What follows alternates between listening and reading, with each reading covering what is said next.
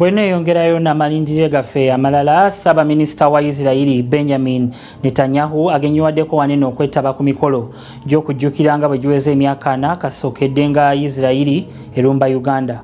Ku mukolo guno President Yoweri Kaguta Museveni kwasubiriza okutabaganya Israeli ne Palestine abamaze emyaka n'ebisibo nga tebali makambugu. Omusasi waffe abaddeyo Entebbe Katwe byajjeeyo.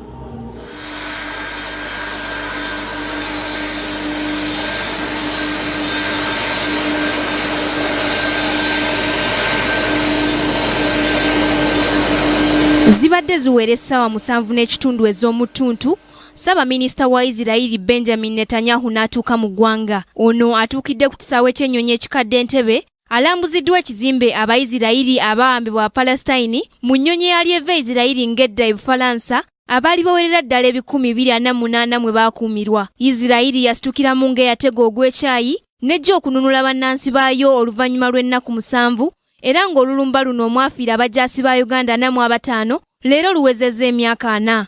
Ennyonyi eyeefaananyiriza eyo eyaleeta bamuntu-nsolo ba Israeli okutaasa bannansi baabwe ereeteddwa ng'ekijjukizo. Netanyahu yakulembeddemu emikolo gy'okujjukira Abayisirayiri abaafiira mu lulumba luno omwali ne muganda we Jonathan Netanyahu.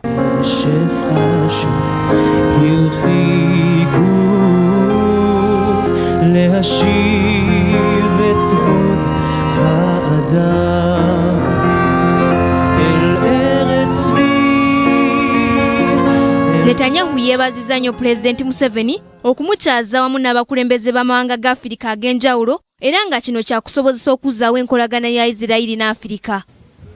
We were powerless no more. We would do whatever it would take to defend our nation and rescue our people.